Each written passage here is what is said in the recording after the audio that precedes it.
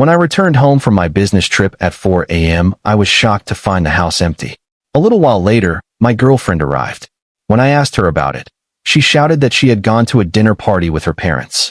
Then, after some time, the doorbell rang. When I opened the door, her ex was standing there, holding something special in his hand. He handed it to me and ran away. I asked my girlfriend what all this was about, but her silence said everything. Then I called her parents. I'm 31 years old, and until 2 weeks ago, I thought I had my life figured out. I worked in software sales, traveled maybe twice a month, and came home to Vanessa, my girlfriend of 3 years. We weren't perfect, but we were solid. Or so I believed. My flight landed at 3:47 a.m. on a Tuesday. I'd wrapped up a conference in Denver a day early and decided to surprise Vanessa instead of staying the extra night. The keynote speaker had canceled, and half the attendees had already bailed by Monday afternoon. I saw no point in sitting through another day of mediocre networking sessions when I could be home. The Uber dropped me off at 4:03 a.m. Our street was dead quiet, just the hum of a distant highway and the occasional dog bark. I expected to see our bedroom light off, maybe the hallway night light on like always. But when I unlocked the door, the house felt wrong. Not just dark, empty. The kind of empty that has a presence. I flipped on the kitchen light. Her keys weren't on the hook. Her shoes weren't by the door. The coffee maker was cold, no timer set for the morning like she usually did. I checked my phone. No texts. No missed calls. Nothing. I walked upstairs, half expecting to find her asleep, but the bed was made. Not slept in and remade. Just made. Like no one had been there all night. The decorative pillows were perfectly arranged, something Vanessa only did when she was leaving the house for the day. I sat on the edge of the bed and called her. It rang 4 times before she picked up, her voice groggy and irritated. Hello. Hey, where are you? There was a pause. Too long. What do you mean, where am I? I'm out. Out where? It's 4 in the morning. I'm at my parents' place. We had a dinner thing and it ran late, so I just stayed over. Why are you even awake? I came home early. I'm at the house right now. Another pause. Then her tone shifted, sharper. You came home early? You didn't tell me. I wanted to surprise you. Well, I'm not there. I'm at my parents'. I'll be back in the morning. Vanessa, it's Tuesday. Your parents live 20 minutes away. Why didn't you just come home? Because I was tired, okay? Jesus, what is this, an interrogation? I rubbed my face. I'm just asking. Well, stop. I'll see you later. She hung up before I could say anything else. I sat there staring at my phone. Something about her voice didn't sit right. The defensiveness. The irritation. I'd been with her long enough to know when she was hiding something, and this felt like that. She'd done the same thing 6 months ago when she'd secretly bought concert tickets as a surprise. That same edge in her voice when I'd asked about her credit card statement. But this felt different. Darker. I tried to sleep, but couldn't. By 5:30 a.m., I gave up and made coffee. I kept replaying the conversation. The way she'd said, I'm out first, before clarifying. The way she'd turned it around on me, like I was the one being unreasonable. I sat at the kitchen table, watching the sun rise through the window, feeling a knot tighten in my stomach. At 6:47 a.m., I heard her car pull into the driveway. She came in through the garage, still in the same jeans and sweater she'd been wearing when I left 3 days ago. Her makeup was smudged, her hair pulled into a messy bun. She looked exhausted. There was a coffee stain on her sleeve I didn't remember seeing before. Hey, she said, not meeting my eyes. Hey.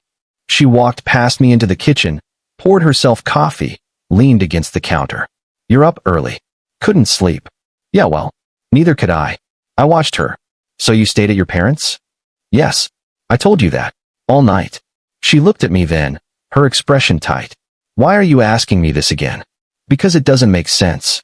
You've never stayed there on a weeknight. You hate their guest bed. You literally complain every time we visit that it kills your back. Well, last night I did. Is that okay with you? Vanessa. What? She slammed her mug down. What do you want me to say? That I'm lying? That I wasn't at my parents'? I was there. We had dinner. It went late.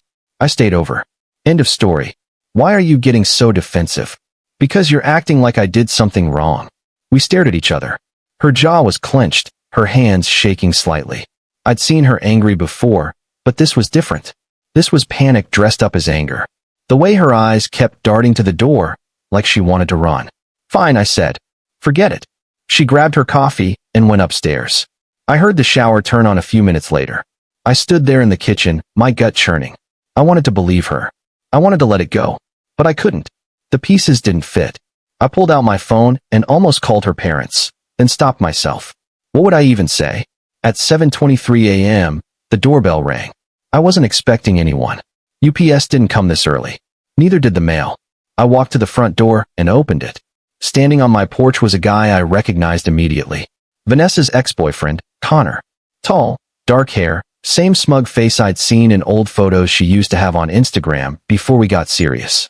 He was wearing a wrinkled t-shirt and jeans, like he'd just rolled out of bed. He was holding a small black USB drive. "Hey man," he said, his voice awkward. "I think you need to see this." He held out the USB drive. I didn't take it. "What is this? Just look at it." "I'm sorry."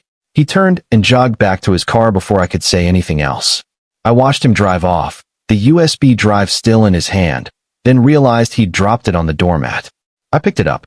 It was warm from his palm. Upstairs, the shower was still running. I went into my office, plugged the drive into my laptop, and opened it. There was a single folder labeled Last Night.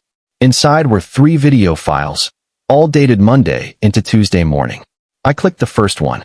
The video was time-stamped 11:34 p.m., Monday night. It was dashcam footage from a car parked across the street from a house I didn't recognize. The angle showed the front door clearly. The porch light was on, illuminating everything. At 11:41 p.m., Vanessa walked out. She was wearing the same jeans and sweater. Behind her was Connor. They stood on the porch, talking. I couldn't hear what they were saying, but their body language was relaxed, familiar. Then he leaned in and kissed her. Not a peck. A real kiss. She kissed him back, her hand coming up to his chest. I felt like I'd been punched. The second video was from 1:18 a.m. Same angle. Connor's car pulled up to the curb. Vanessa got in the passenger seat.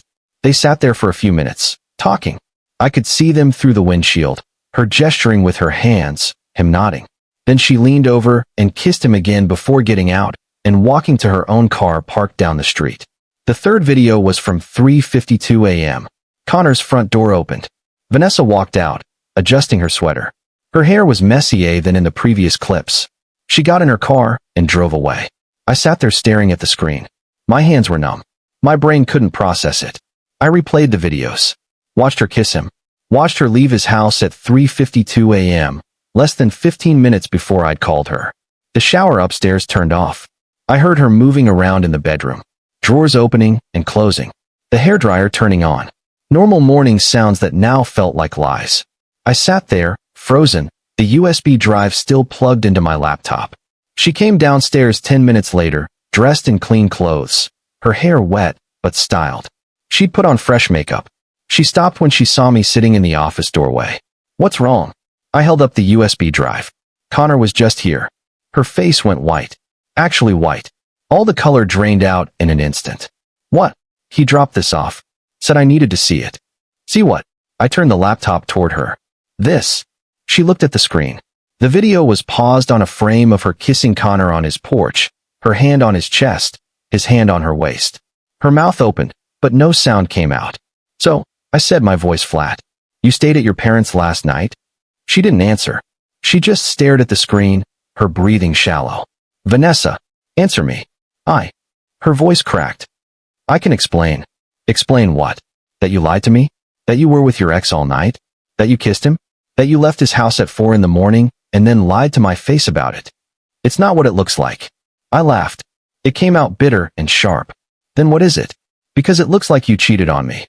"I didn't." She stopped, her hands shaking. "Okay. I went to his house. But nothing happened." "Nothing happened? I just watched you kiss him. Twice. That was nothing. It didn't mean anything." "You left his house at 3:52 a.m., Vanessa. What the hell were you doing there for 4 hours if nothing happened?" She started crying. "We were just talking. I swear. We ran into each other at a bar, and we just started talking and you decided to go back to his place? At midnight. And stay there until 4 a.m. I didn't plan it. It just happened." "What just happened? Tell me exactly what happened." She covered her face with her hands. "We kissed." "Okay. We kissed. But that's it. I swear that's it." "That's it." You expect me to believe that you went to your ex's house, kissed him, stayed there for 4 hours, and nothing else happened? Yes, because that's the truth. Then why did you lie? Why didn't you just tell me? Because I knew you'd react like this. Like what? Like someone who just found out his girlfriend cheated on him. I didn't cheat. You kissed another man. You lied about where you were. What do you call that? She sobbed, her whole body shaking. I'm sorry. I'm so sorry. It was a mistake. I don't even know why I did it. I love you. You have to believe me. I stared at her. Part of me wanted to believe her. Part of me wanted to rewind the last hour and pretend none of this had happened. But I couldn't. The videos were right there. The lies were right there. Why did Connor have these videos? I asked. She looked up, her face streaked with tears. What? These are dashcam videos from his car. From across the street from his house. Why would he give them to me? She didn't answer. Did you tell him about me? Did he know you were lying?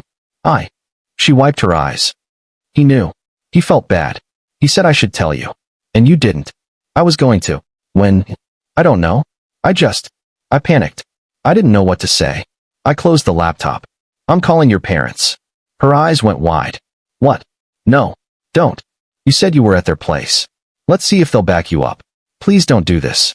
I pulled out my phone and dialed her mom's number. Vanessa lunged for the phone, but I stepped back. It rang twice before her mom answered, cheerful and bright. Hi, sweetheart. How was your trip? Hi, Karen. It's actually me. It's David. Oh, David. I didn't recognize the number. How are you? I'm okay. I just had a quick question. Was Vanessa at your place last night? There was a pause. Last night? No, honey. We haven't seen her since Sunday. Why? Is everything okay? Vanessa's face crumpled. Everything's fine, I said. Thanks, Karen. I hung up. Vanessa was sobbing now, full body sobs that shook her shoulders. I'm sorry. I'm so sorry. Please. I'll do anything. Please don't leave me. I felt nothing. Just a cold, empty numbness spreading through my chest. Get out, I said. What? Get out of my house. David, please.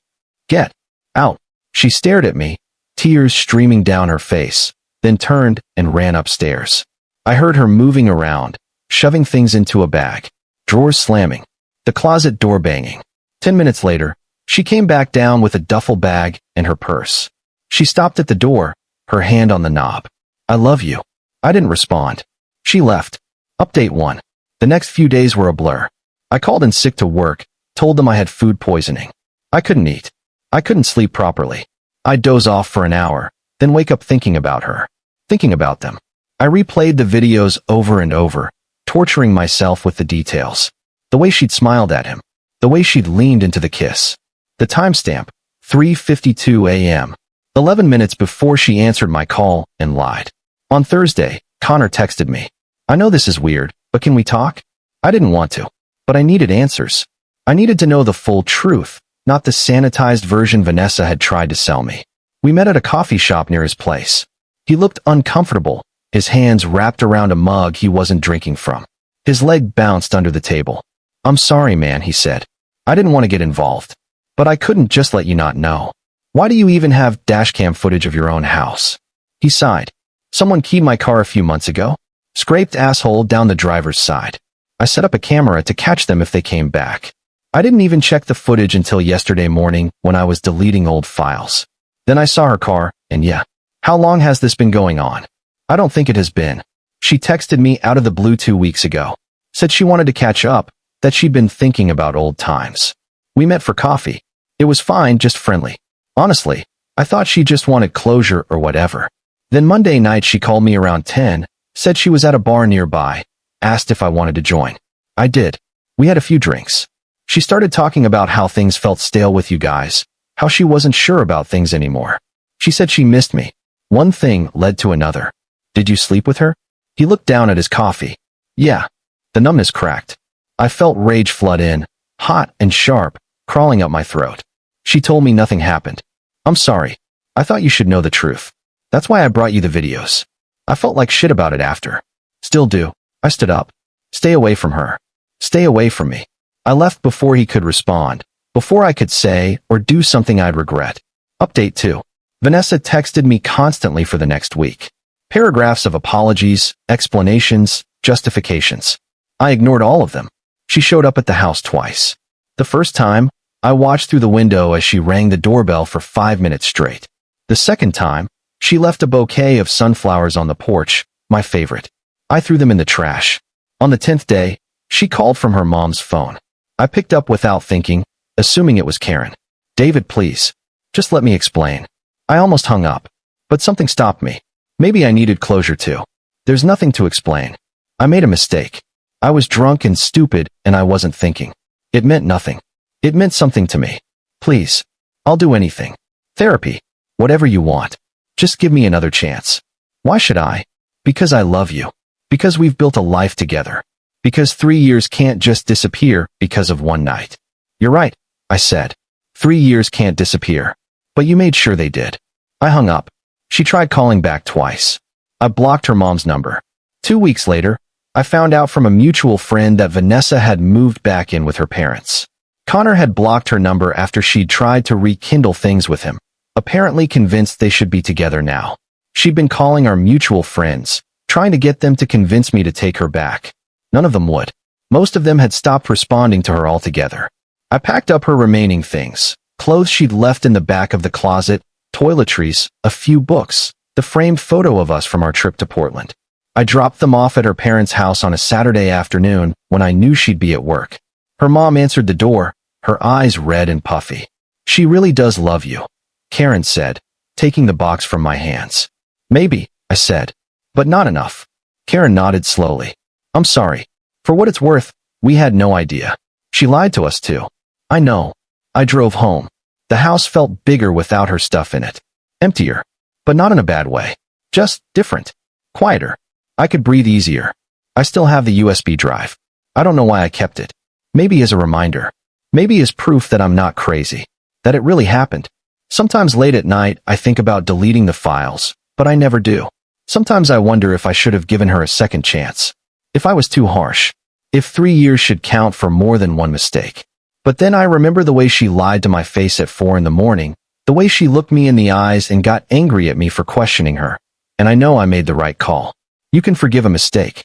But you can't forgive someone who looks you in the eye and lies when the truth is standing on your doorstep with a USB drive in his hand, when the evidence is timestamped at 3:52 a.m., when they've already planned exactly what story to tell you before you even ask the question.